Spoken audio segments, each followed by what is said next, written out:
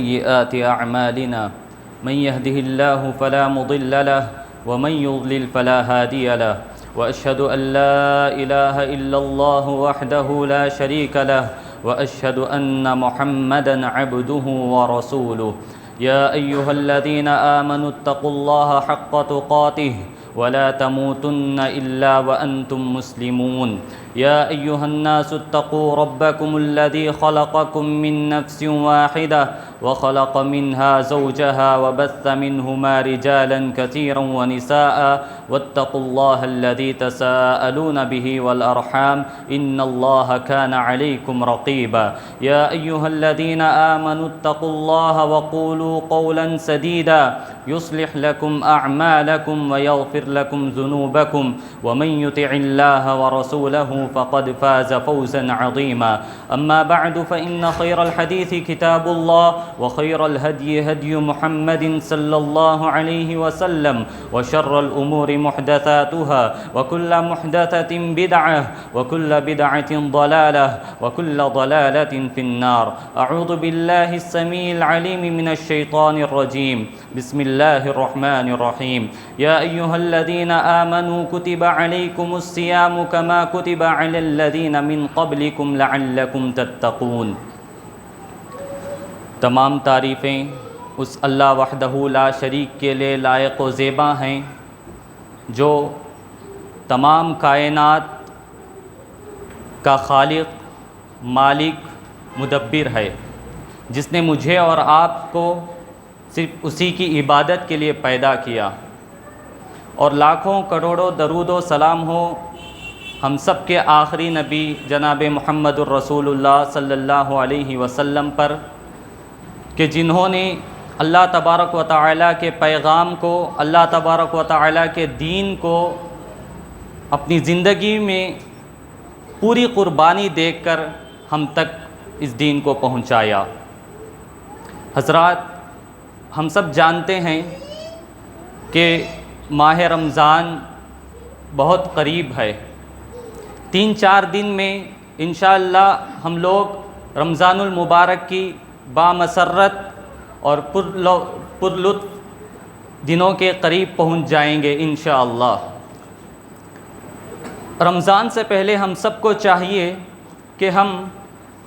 رمضان کو پانے کے لیے جستجو کریں۔ رمضان سے پہلے ہی ہمارے دلوں میں اور ہماری دعاؤں میں یہ دعا ہونی چاہیے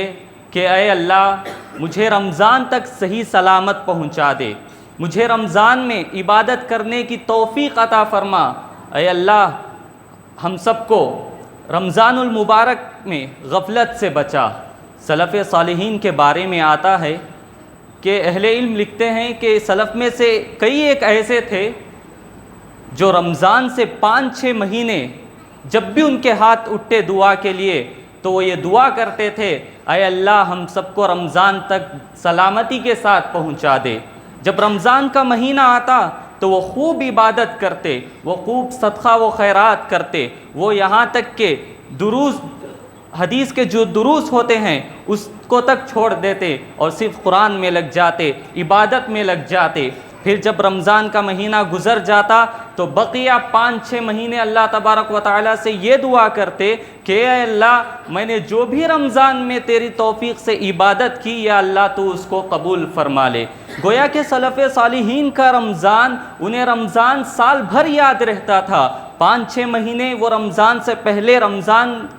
میں عبادت کے لیے اللہ سے توفیق مانگتے تھے، پھر جب رمضان گزر جاتا تو بقیہ 5-6 مہینے اللہ تبارک و تعالیٰ سے یہ دعا کرتے تھے کہ اللہ رمضان میں نے جو بھی عبادتیں کی تو اس کو قبول فرما لے۔ سلف صالحین اس طریقے سے رمضان کو گزارا کرتے تھے، اور رمضان آنے سے پہلے ہم سب کو چاہیے کہ ہم اس نعمت کا احساس اپنے اندر پیدا کریں۔ کیوں پیدا کریں؟ اگر ہمارے گھر میں، اگر ہم کو معلوم ہو جائے کہ ہمارے گھر کوئی بڑا مہمان آنے والا ہے تو ہم اس کے ساتھ کیسا سلوک کریں گے؟ ہم اس کی تیاریاں کس طریقے سے کریں گے؟ جب دنیاوی کوئی مہمان ہمارے گھر آتا ہے تو ہم اس کے لیے اتنی ساری تیاریاں کرتے ہیں، جب اللہ تبارک و تعالیٰ کی طرف سے بھیجا ہوا مہینہ، بھیجا ہوا مہمان ہمارے پاس آتا ہے تو ہم سب کو چاہیے کہ ہم اس کی تیاری کس قدر کریں، کس قدر اس کی تیاری کریں۔ پتہ نہیں کہ کس کی موت کب آ جائے، موت کی کوئی متعین وقت نہیں ہے موت کا، پتہ نہیں کہ کتنے لوگوں کو کتنے رمضان ملیں گے۔ ہمیشہ یہ سوچ کے چلنا ہے کہ آنے والا رمضان ہو سکتا ہے کہ یہ میری زندگی کا آخری رمضان ہو۔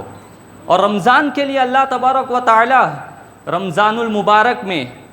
سرکش جنوں کو، سرکش شیطانوں کو اللہ تبارک و تعالی قید کر دیتا ہے، اس وجہ سے تاکہ لوگ جو ہے پوری طریقے سے عبادت میں مشغول ہو جائیں۔ جنت کے دروازے کھول دیے جاتے ہیں اور جہنم کے دروازے بند کر دیے جاتے ہیں، اس وجہ سے کہ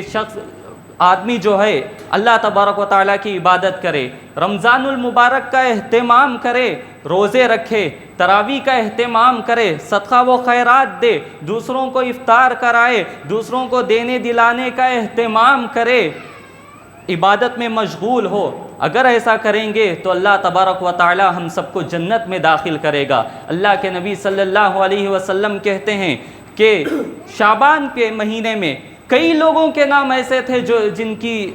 جن کی فہرست جہنمیوں میں شامل تھی، لیکن اللہ تبارک و تعالی رمضان کے ہر رات میں کئی ایک لوگوں کو جہنم سے نکال کر جنت میں داخل کر دیتا ہے، جن کے نام شعبان تک جہنمیوں کی فہرست میں تھے۔ اللہ تبارک و تعالی رمضان کی برکت سے ان سارے لوگوں کو ان کی عبادتوں کے بدولت اللہ تبارک و تعالی ان سب کو جنت میں داخل کر دیتا ہے۔ تو ہم سب کو چاہیے کہ ہم اس رمضان کو پانے کی جستجو کریں، اس رمضان کو پانے کی کوشش کریں، گھر میں ماحول بنائیں۔ اور رمضان المبارک آتا ہے اور گزر جاتا ہے، اور رمضان المبارک کا پا لینا، رمضان المبارک کو حاصل کر لینا، یہ اس بات کی علامت نہیں ہے کہ رمضان المبارک جو ہے صرف اچھے لوگوں کے لیے آتا ہے، ایسی بات نہیں ہے۔ رمضان المبارک آتا ہے اور چلا جاتا ہے، خوش نصیب وہ ہے، مومن وہ ہے، ایک سچا مسلمان وہ ہے جو اس رمضان المبارک سے واقعتاً رمضان المبارک سے بھرپور فائدہ اٹھائے۔ رمضان المبارک میں اللہ تبارک و تعالیٰ نے ہم سب کے لیے جو چیزیں رکھی ہیں ان ساری چیزوں کو اپنانے کی کوشش کریں۔ اللہ تبارک و تعالیٰ نے ہم سب کے لیے روزے فرض کیے ہیں، ہم سب کو روزے رکھنا چاہیے، روزوں کے ساتھ تراویح کا اہتمام کرنا چاہیے، اور جس قدر ہو سکے ہم سب کو چاہیے کہ ہم قرآن کی تلاوت کریں۔ کم از کم ہم لوگ یہ عزم کریں کہ رمضان المبارک میں، اس رمضان میں کم از کم میں ایک قرآن تو ختم کروں گا، میں کم از کم 5 پارے ہی صحیح لیکن ترجمے کے ساتھ، تفسیر کے ساتھ میں انشاءاللہ اس کو پڑھنے کی کوشش کروں گا۔ یہ عزم ہونا چاہیے، یہ ارادہ ہونا چاہیے۔ اور رمضان المبارک کا مہینہ اگر کہا جائے ایک لفظ میں تو یہ تربیت کا مہینہ ہے، یہ تربیت کا مہینہ ہے۔ اللہ تبارک و تعالیٰ نے کہا لعلکم تتقون، کہ اللہ تبارک و تعالیٰ روزے فرض کر کے تم کو یہ بنانا چاہتا ہے کہ تم لوگ تقوی والے بن جاؤ، تم لوگ پرہیزگار بن جاؤ، اللہ تبارک و تعالیٰ یہ چاہتا ہے۔ تو روزے کا مقصد ہی تقوی ہے۔ تو ہم سب کو چاہیے کہ ہم رمضان المبارک کے مہینے کو اگر صحیح طریقے سے گزار لیں تو زندگی کے سال کے بقیہ 11 مہینے ہم لوگوں کو اس کا اثر دیکھنے کو ملے گا۔ جو لوگ یہ ارادہ کر لیں کہ ہم رمضان المبارک میں پورا قرآن انشاءاللہ پڑھیں گے، تو میں پورے گارنٹی کے ساتھ یہ کہوں گا کہ شوال میں ان کو اتنی تو توفیق ہوگی کہ وہ پورے مہینے میں کم از کم 1 پارے کی تو تلاوت کریں گے، قرآن سے تھوڑا تو قریب آئیں گے۔ اگر ہم ارادہ ہی نہیں کریں گے تو ہم کیسے آگے بڑھ سکتے ہیں؟ اور اللہ تبارک و تعالیٰ نے قرآن مجید میں اس کی بہت ساری فضیلتیں بیان کی ہیں، اور اللہ کے نبی صلی اللہ علیہ وسلم نے بھی فرمایا کہ اگر کوئی شخص روزے رکھنے کے باوجود گالی گلوچ دیتا ہے، گالی گلوچ کرتا ہے، لڑائی جھگڑا کرتا ہے، جھوٹ بولتا ہے، تو اللہ تبارک و تعالیٰ کو اس کی کوئی ضرورت نہیں ہے۔ وہ روزے کے مقصد کو نہیں پایا، وہ محض صرف بھوکا رہا، اور اس کو بھوکا رہنے کا کوئی فائدہ نہیں ہوگا، اس کو کوئی ثواب نہیں ملے گا۔ تو ہم سب کو چاہیے کہ ہم رمضان المبارک کے ایام کو آنے سے پہلے ہی ہم جب بھی دعا کریں تو اللہ تبارک و تعالیٰ سے یہ دعا کریں کہ اے اللہ ہم سب کو رمضان تک سلامتی کے ساتھ پہنچا دے، اے اللہ ہم سب کو رمضان میں خوب عبادت کرنے کی توفیق عطا فرما، اے اللہ ہم سب کو رمضان میں قرآن مجید مکمل پڑھنے کی توفیق عطا فرما، یہاں جو تراویح ہوتی ہے اس کو ادا کرنے کی اللہ تبارک و تعالیٰ سے دعا کریں، اور کوشش کریں کہ یہاں پر جتنے دروس ہوتے ہیں، یہاں پر ہی نہیں جہاں کہیں بھی دینی محفل جمتی ہے تو وہاں پر شرکت کرنے کی کوشش کریں۔ اور اللہ کے نبی صلی اللہ علیہ وسلم کے دور میں جب بھی رمضان آتا تو اللہ کے نبی صلی اللہ علیہ وسلم پوری طریقے سے کمر کس لیتے تھے اور رمضان کی تیاری میں لگ جاتے تھے، اور صحابہ کے بارے میں بھی آتا تھا کہ وہ خوب عبادت کرتے تھے، اور رات میں قیام اللیل کو جب کھڑے ہوتے تھے، تراویح کے لیے جب کھڑے ہوتے تھے تو پوری رات گزر جاتی اور ان کو اندیشہ ہوتا کہ کہیں ہماری سحری نہ چھوٹ جائے، کبھی کبھار اتنا اندیشہ ہوتا تھا، پھر بھی وہ یہ دعا کرتے تھے اے اللہ تبارک و تعالی ہم نے جو چھوٹی موٹی عبادتیں کی تو اس کو قبول فرما لے۔ جب صحابہ کا، سلف صالحین کا یہ طریقہ ہے کہ وہ اتنی عبادتیں کرنے کے باوجود بھی اللہ تبارک و تعالی سے اعمال کو کرنے اور اعمال کی قبولیت کے لیے اللہ تبارک و تعالی سے دعا کر رہے ہیں، تو ہم سب کو چاہیے کہ ہم سب بدرجہ اولا اللہ تبارک و تعالی سے دعا کریں۔ اور حضرات، اور یہ مہینہ رحمتوں کا بھی ہے، برکتوں کا بھی ہے، مغفرتوں کا بھی ہے۔ اللہ تبارک و تعالی نے،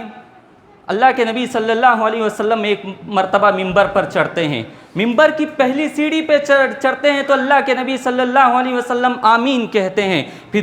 دوسری سیڑھی پہ چڑھتے ہیں، پھر آمین کہتے ہیں، پھر تیسری سیڑھی پہ چڑھتے ہیں، پھر آمین کہتے ہیں، پھر صحابہ جب اللہ کے نبی صلی اللہ علیہ وسلم کو اس طریقے کو کرتے ہوئے دیکھ کر پوچھتے ہیں کہ اللہ کے نبی آپ نے خلاف معمول اس مرتبہ جب بھی آپ نے ایک سیڑھی پہ چڑھا آپ نے آمین کہا، تو اللہ کے نبی صلی اللہ علیہ وسلم کہتے ہیں، اللہ کے نبی صلی اللہ علیہ وسلم کہتے ہیں کہ میرے پاس جبریل امین آئے اور کہنے لگے کہ بد نصیب ہے وہ شخص، نہ خاک آلود ہو اس شخص کی جو رمضان کا مہینہ پائے اور مغفرت نہ کرا لے۔ اور دوسری سیڑھی پہ جب تو میں نے آمین کہا، پھر جب میں نے دوسری سیڑھی پہ چڑھا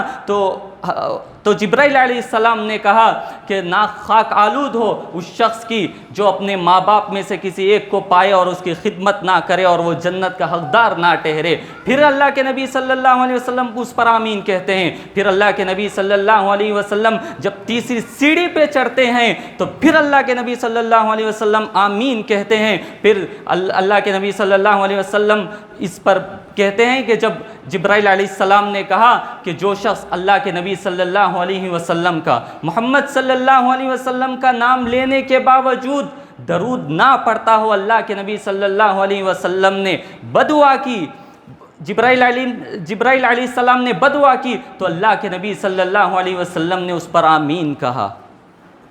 یہ حدیث معمولی حدیث نہیں ہے، ہم سب کو سوچنا چاہیے کہ اللہ کے نبی صلی اللہ علیہ وسلم بدعا کر رہے ہیں۔ اللہ کے نبی صلی اللہ علیہ وسلم جو ساری انسانیت کے لیے رحمت للعالمین ہیں، یہ اللہ کے نبی صلی اللہ علیہ وسلم ہمارے لیے بدعا کر رہے ہیں، ان لوگوں کے لیے بدعا کر رہے ہیں جو رمضان پانے کے باوجود مغفرت نہ کرا لے، جو رمضان پانے کے باوجود اپنی بخشش نہ کروا لے، جو رمضان المبارک کا مہینہ پانے کے باوجود اللہ تبارک و تعالیٰ کے سامنے معافی نہ مانگے۔ ذرا سوچ کے دیکھیے، انبیاء فرشتوں کے سردار دعا کر رہے ہیں اور انبیاء کے سردار آمین کہہ رہے ہیں، تو کیا دعا قبول نہیں ہوگی؟ ہم سب کو اس حدیث سے سبق حاصل کرنا چاہیے۔ اس حدیث سے ہم سب کو یہ سبق حاصل ہوتا ہے کہ ہم رمضان المبارک کے مہینے کو کس طریقے سے گزارنا چاہیے۔ اگر ہم رمضان المبارک کو بقیہ 11 مہینوں کی طرح غفلت میں، سستی میں، دین سے دوری میں اگر گزار دیں گے، وہی چوری، وہی بازار میں دھوکہ دہی، وہی حلال و حرام کی تمیز کے بغیر کمانے کا اگر ہم لوگ طریقہ اگر اختیار کر لیں گے رمضان میں، تو پھر ہماری ٹریننگ کیسی ہوگی، ہمارا تقویٰ کیسا بنے گا، ہم کیسے اللہ تبارک و تعالیٰ کے مقرب بندے بن جائیں گے۔ حضرات، 2 چیزیں انسان کو سب سے زیادہ گمراہ کرتی ہیں۔ ایک ہے شہوات البطن، شہوات البطن یعنی پیٹ کی شہوت۔ شریعت اسلامیہ نے ہمیشہ پیٹ بھر کے کھانا، ہمیشہ اچھا کھانا، ہمیشہ حلق تک کھانا، اس سے منع کیا ہے۔ اس کی وجہ سے سستی پیدا ہو جاتی ہے اور انسان برائی میں پڑ جاتا ہے۔ جب انسان ہمیشہ پیٹ فل ہوتا ہے تو وہ برائیوں میں پڑنے کا اندیشہ ہوتا ہے۔ تو اللہ تبارک و تعالی اس روزے کے ذریعے سے پیغام دینا چاہتا ہے کہ بھوک کو برداشت کرنے کی عادت ڈالو، اور جو شخص پہلے سے اس چیز کا عادی ہو کہ وہ ہمیشہ 3 وقت بھی پیٹ بھر کر کھاتا ہو، اچھا کھانے کا عادی ہو، حلق تک کھانے کا عادی ہو، تو وہ شخص، اس کے اندر برداشت کی قوت نہیں پائی جاتی ہے۔ وہ حلال و حرام کی تمیز کیے بغیر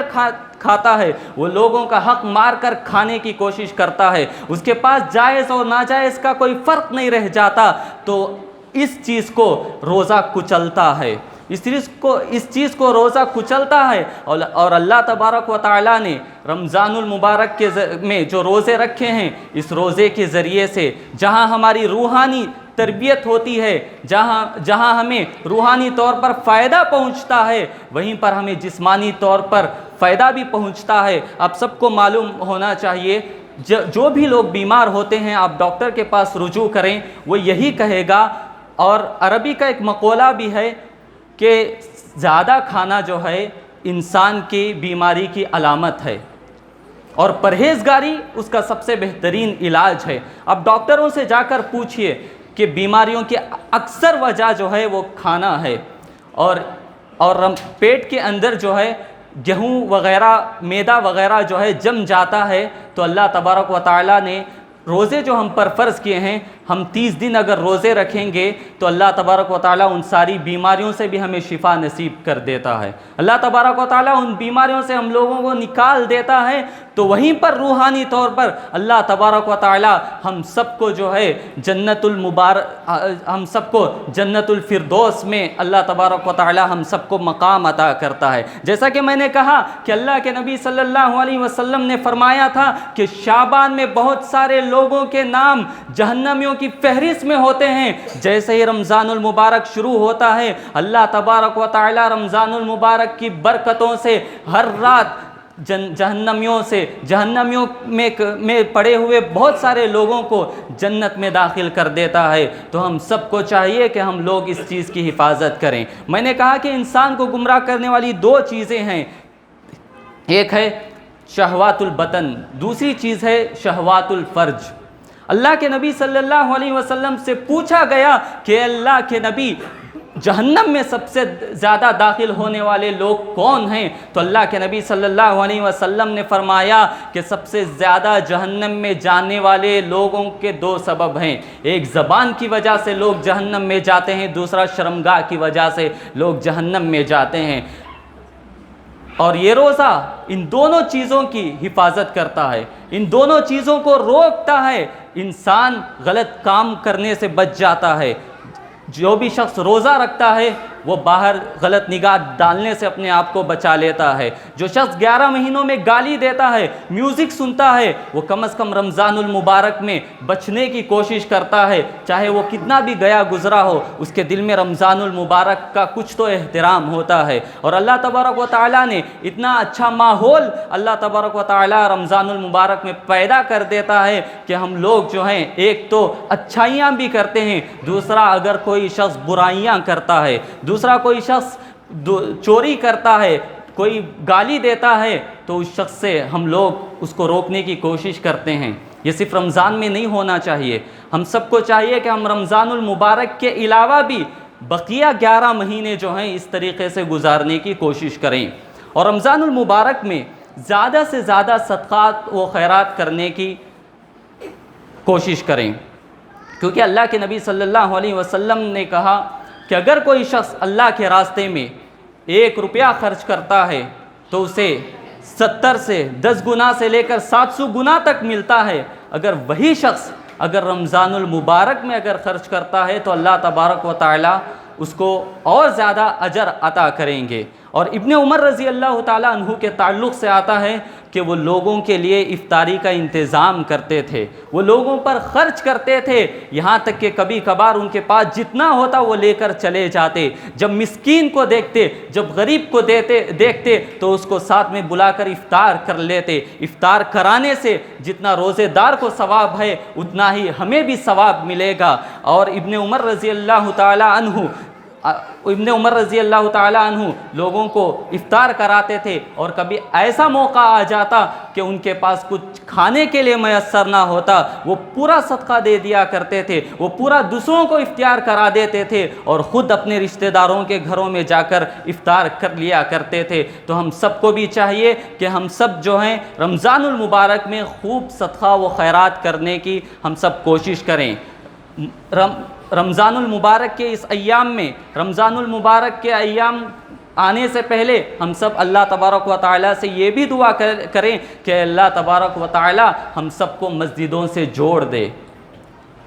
کیونکہ مسجدیں وہ جگہ ہیں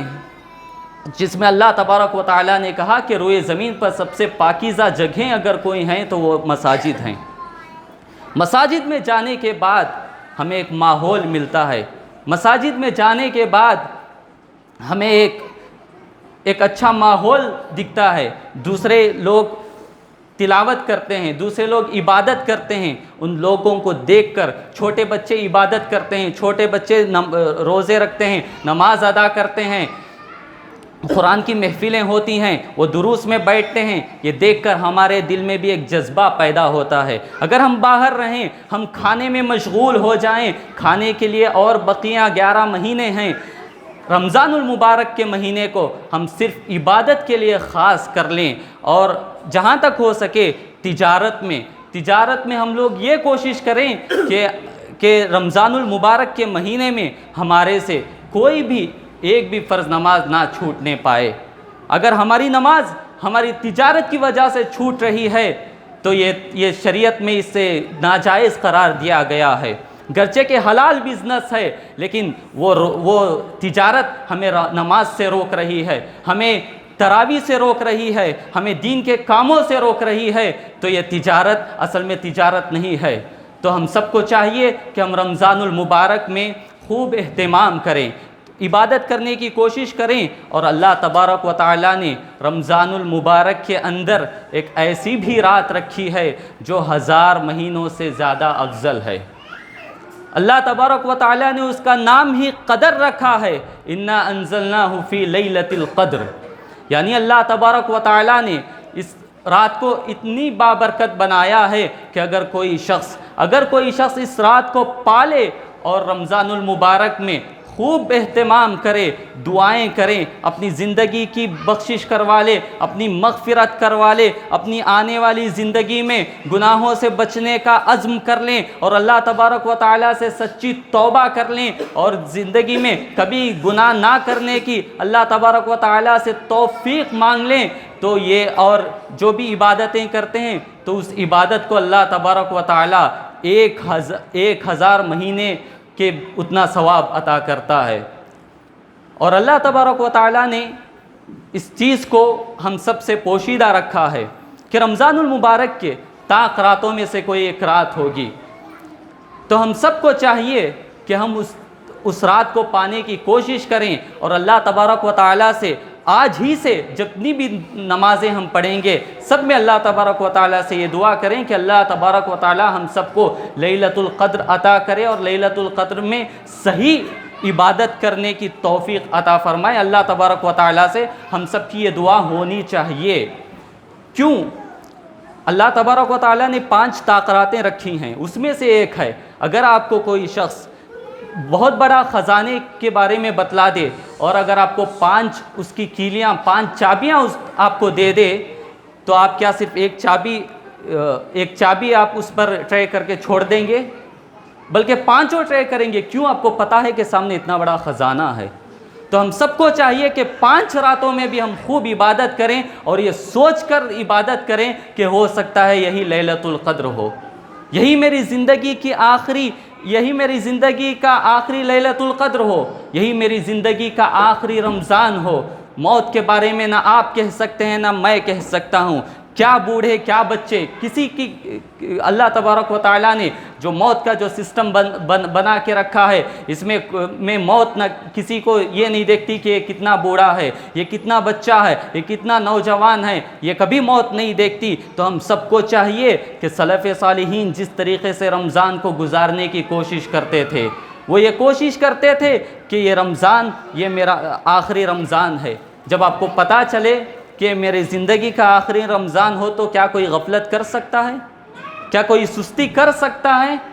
نہیں۔ تو ہم سب کو چاہیے کہ ہم رمضان المبارک میں جو ہیں خوب عبادتیں کرنے کی کوشش کریں، اور صدقہ و خیرات کے ساتھ زکوٰۃ بھی ادا کرنے کی کوشش کریں۔ بعض لوگ ہیں جو زکوٰۃ ادا نہیں کرتے، ایسے لوگوں کو چاہیے کہ وہ رمضان المبارک میں زکوٰۃ ادا کرنے کی کوشش کریں۔ رمضان المبارک میں زکوٰۃ ادا کرنا یہ فرض نہیں ہے، بس لوگ اپنی سہولت کے حساب سے رمضان المبارک کو ٹارگٹ کر لیتے ہیں، رمضان المبارک کو متعین کر لیتے ہیں، تاکہ جب بھی رمضان آئے تو ہمیں یہ یاد رہے کہ ہم لوگ جو زکوٰۃ نکالے تھے اس کو پورا 1 سال گزر گیا ہے۔ تو جہاں صدقہ و خیرات ہم لوگ جو ہیں چھپا کر دیتے ہیں، وہیں ہم سب کو چاہیے کہ ہم رمضان المبارک میں صدقہ و خیرات دکھا کر بھی دیں۔ اللہ تبارک و تعالیٰ نے کسی بھی عبادت کو دکھا کر کرنے سے اللہ تبارک و تعالیٰ نے منع کیا ہے، کیونکہ اس میں ریاکاری کا جذبہ پیدا ہو جاتا ہے۔ اگر میں نماز پڑھ رہا ہوں اور میں نماز پڑھتے ہوئے میرے دل میں خیال آ رہا ہے کہ میرے فلاں لوگ مجھے دیکھ رہے ہیں، یہ معاشرے کے یہ لوگ دیکھ رہے ہیں، اس لیے میں نماز ادا کر رہا ہوں، تو یہ ریاکاری ہے، شریعت اسے منع کرتی ہے۔ لیکن صرف ایک عبادت ہے جسے اللہ تبارک و تعالیٰ نے دکھا کر دینے کو بھی پسند کیا ہے، وہ ہے صدقہ۔ اللہ کے نبی صلی اللہ علیہ وسلم کے دور میں ایک مرتبہ اللہ کے نبی صلی اللہ علیہ وسلم مسجد میں بیٹھے رہتے ہیں کہ ایک قافلہ آتا ہے، ایک گروہ آتی ہے، ایک جماعت آتی ہے، وہ اس کے پاس کپڑے نہیں ہوتے، وہ بھوک سے نڈھال ہوتے ہیں۔ اللہ کے نبی صلی اللہ علیہ وسلم اس کو دیکھ کر اللہ کے نبی صلی اللہ علیہ وسلم کے چہرے کا رنگ اڑ جاتا ہے، اور اللہ کے نبی صلی اللہ علیہ وسلم اسی وقت صحابہ سے یہ اعلان کرتے ہیں کہ جاؤ، آپ کے پاس جتنی تمہارے پاس استطاعت ہے، جا کر ان تمہارے بھائیوں کے لے کر آؤ۔ صحابہ کرام رضوان اللہ علیہم جاتے ہیں اور اپنی استطاعت کے مطابق جتنا ہو سکے اتنا لا کر ادا کرتے ہیں۔ ایک صحابی ہوتے ہیں جو اتنا لے کر آتے ہیں کہ وہ جو تھیلا ہوتا ہے وہ ان سے اٹھایا نہیں جاتا، وہ تھیلے کو گھسیٹ کر لے کر آتے ہیں۔ وہ گھسیٹ کر لے کر آنے کے بعد جب وہ لا کر رکھتے ہیں تو اللہ کے نبی صلی اللہ علیہ وسلم خوش ہو جاتے ہیں۔ اناج اور غلے اور کپڑوں کے 2 ڈھیر بڑے جمع ہو جاتے ہیں۔ اللہ کے نبی صلی اللہ علیہ وسلم یہ دیکھ کر اللہ کے نبی صلی اللہ علیہ وسلم کا چہرہ سرخ ہو جاتا ہے، اللہ کے نبی صلی اللہ علیہ وسلم خوش ہو جاتے ہیں۔ اللہ کے نبی صلی اللہ علیہ وسلم اس کے بعد جو شخص آتا ہے اس کی مقدار بڑھ جاتی ہے، جو ایک موٹا لا کر دیا، پھر اس کے بعد آنے والا وہ اپنے صدقے میں اضافہ کر دیا۔ تو اللہ کے نبی صلی اللہ علیہ وسلم اس وقت ایک بات کہتے ہیں، اللہ کے نبی صلی اللہ علیہ وسلم کہتے ہیں کہ کوئی شخص اگر دوسروں کے لیے آئیڈیل اور نمونہ بنتا ہے نیکی میں، اور اسے دیکھ کر جتنے لوگ اس کام کو انجام دیں گے، اللہ تبارک و تعالیٰ اس کو بھی اتنا ہی ثواب دے گا۔ اگر میرے دکھا کر 1000 روپے خرچ کرنے سے مجھے یہ یقین ہے کہ میرے بعد آنے والا کم از کم 10 روپے کی جگہ 100 روپے خرچ کر رہا ہے، تو مجھے چاہیے کہ میں دکھا کر دوں۔ شریعت نے دوسری کسی بھی چیز کو دکھا کر دینے سے منع کیا ہے، لیکن صدقہ و خیرات ہی ایک ایسی چیز ہے جس کو اللہ تبارک و تعالیٰ نے دکھا کر دینے کو بھی پسند کیا ہے۔ تو ہم سب کو چاہیے کہ ہم رمضان المبارک میں خوب صدقہ و خیرات دیں۔ اللہ تبارک و تعالیٰ سے دعا ہے کہ اللہ تبارک و تعالیٰ ہم سب کو رمضان المبارک میں صحیح طریقے سے دین سے جڑنے کی توفیق عطا فرمائے، ہم سب کو قیام اللیل کا اہتمام کرنے کی توفیق عطا فرمائے، کم از کم ایک مرتبہ تو صحیح قرآن شریف کو مکمل طور پر پڑھنے کی اللہ تبارک و تعالی ہم سب کو توفیق عطا فرمائے، اللہ تبارک و تعالی ہم سب کو دین سے قریب کرے، اس رمضان المبارک کے بدولت آنے والی ہماری تمام زندگی کو اللہ تبارک و تعالی دین کے قریب کر دے۔ اللہ تبارک و تعالی سے ہم سب جو ہے مغفرت طلب کریں، اللہ تبارک و تعالیٰ سے دعا ہے کہ اللہ تبارک و تعالیٰ ہم سب کی بخشش کریں، اللہ تبارک و تعالیٰ ہم سب کو رمضان المبارک تک صحیح سلامت پہنچنے کی توفیق عطا فرمائے، اور اللہ تبارک و تعالیٰ ہم سب کو رمضان المبارک میں سستی، کاہلی، غفلت سے بچائے، آمین۔ وآخر دعوانا ان الحمدللہ رب العالمین۔